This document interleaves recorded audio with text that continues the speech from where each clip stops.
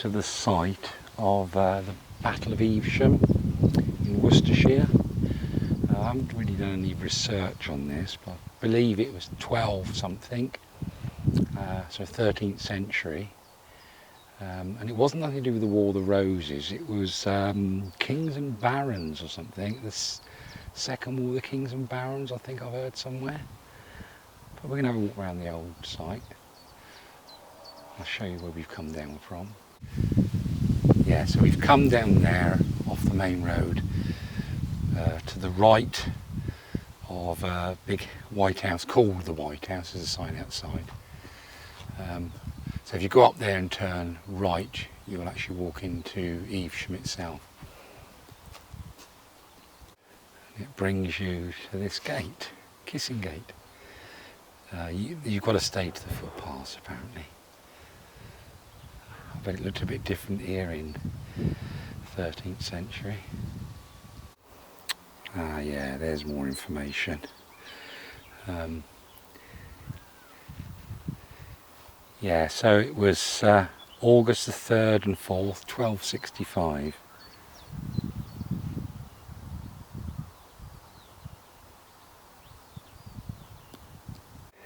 Yeah, they're all the ones involved. Obviously Simon de Montfort, there's a bridge named after him on the 44, I do believe. Yeah, apparently it was known as a very bloody battle. There was a lot of losses, heavy losses on the de Montfort side, I think, which was that the Baron? Yeah, it'd been the Barons. But yeah, I bet none of these trees would have been here then. I suppose it's same old thing really. There's nothing really to see. It's just a patch of ground. But if you think, so 1265, that's over 800 years ago, isn't it? It's just you know, if you just could see a snapshot of probably what went on here years ago. A bit fascinating really, I think. Yeah, because you stand here now and you can just hear bird song.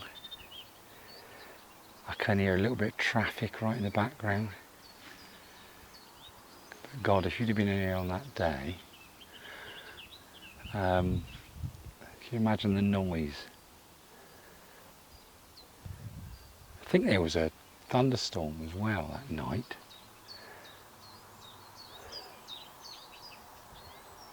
Yeah, it's just a strange kind of thing really.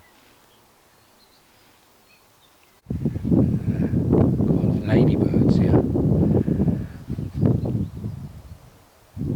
Funny story about ladybirds. Many years ago we went to Weston-super-Mare and there was a plague of them. It was everywhere. I mean thousands and thousands. And by golly, don't they bite? You wouldn't believe it. You got bit to death by them. It's terrible. But honestly, there was thousands, hundreds of thousands probably. I'm probably talking 30 odd years ago actually. Yeah, there's like a big loop river walk there around the Avon.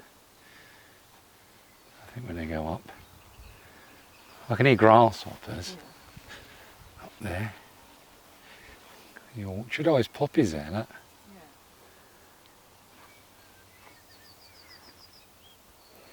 A lot of these battles are always fought on hills, aren't they? I suppose you're top of the hill, you've got the vantage point, and they've got to come up the hill to you.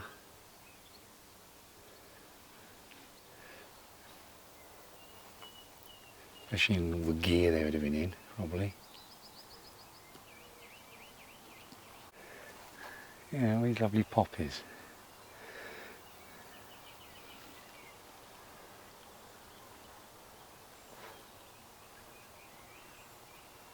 Oh, it's nice and peaceful here. We don't know what the fruit trees are here. I know Pershaw's famous for plums. And obviously Evesham, the Vale of Evesham is famous for growing asparagus, which is Apparently it was not really a very good year for it this year, 2025. And when we have bought some, it's been quite expensive. A lovely field, isn't it?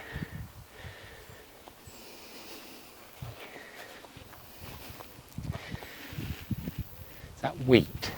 Is that wheat?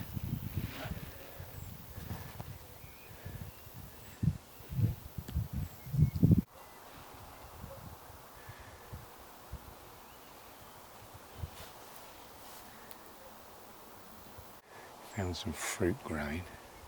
August cherries. Plums. Plums. Trying to find out on the app. It's not always very accurate. It says plums, cherries. I don't think it's cherries. No, wrong shape of cherries. Plums or damsons or... You're saying blackthorn, no? Saying what? Blackthorn. Blackthorn? Well, it ain't blackthorn, not that much. Yeah, it's got plums and cherries. Yeah, a nice sight across there.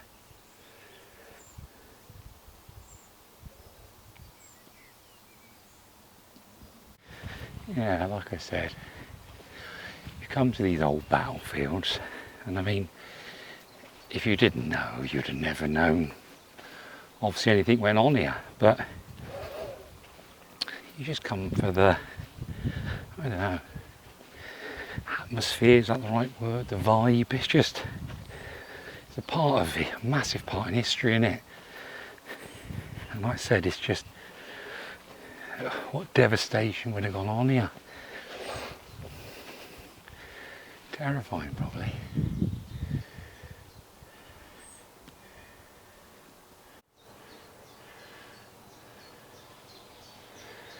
Yeah, good viewpoint from here. Vantage point. Unfortunately, the industrial bit ruins the view a bit. Look, hills in the background.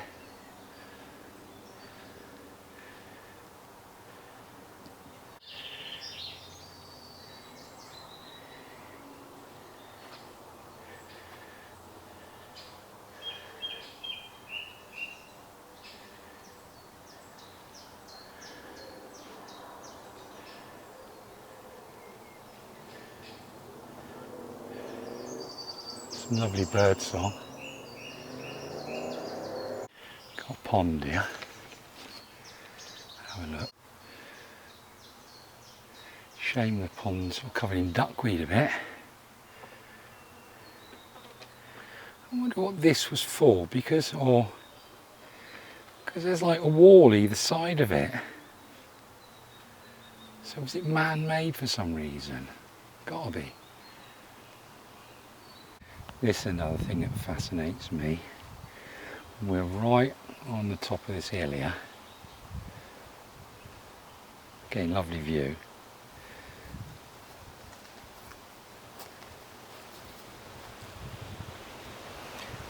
And you look at all these round pebbles, which obviously suggests this was underwater at one stage. Correct me if I'm wrong, but I think that's they're not brought here, are they? Yeah, if nothing else, this battlefield walk, it's just a nice walk.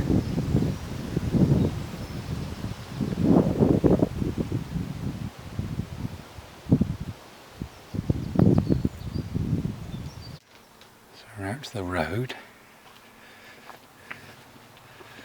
There's the orchard. Ah, the site's sort of over that way.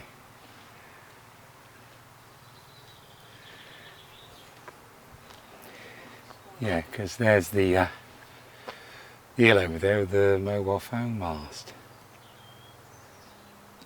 Yeah, it was a good little walk that, even if you're not interested in it being the site of a battle. Just a nice little walk through some of the Worcestershire countryside.